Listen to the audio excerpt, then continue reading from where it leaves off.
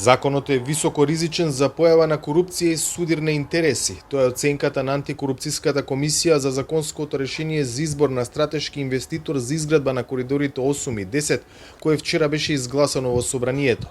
Со овој закон се овозможи американско-турскиот конзорциум Бехтеленка да биде стратешки партнер за градење на клучните патни правци во земјава, без при тоа да се распише тендер.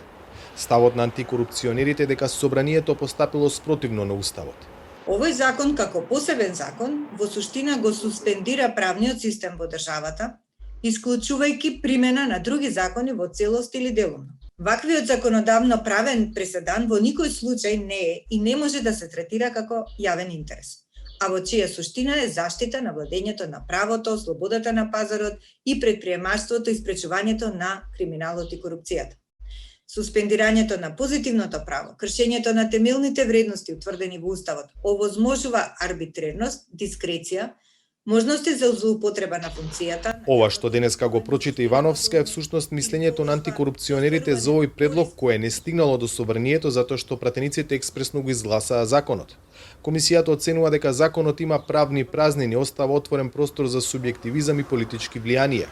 Членовите нова тело сметаа дека законот представува заживување во практика на меморандумот што владата пред неколку месеци веќе го потпиша со Бехтеленка.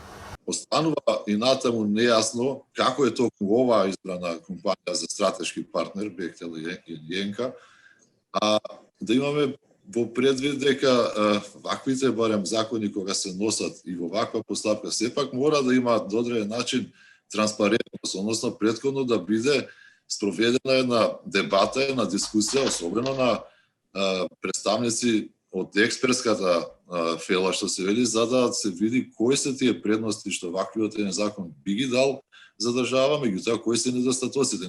Проблематично е и тоа што земјава веќе има лошо искуство со градење автопати преку договори во 4 очи, како што беше делницата Кичево-Охрид, сделка која доби кинески Синохидро, за што се отвори судски предмет. Поминавите 7 години од тој договор во 4 очи со Синохидро и со донесен закон по принцип и сите знаеме колкава е штетата, колкава беше причинета штетата и остана уште неразјаснето, па сега се продолжува исто во 4 очи.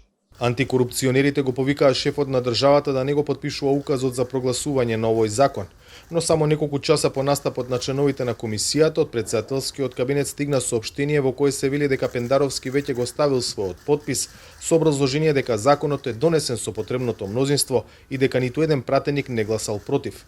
Во ваква ситуација, следен чекор што го најави антикорупцијска е законот да го оспори пред Уставниот суд. За Гласот на Америка, од Скопје, Владимир Мирчевски.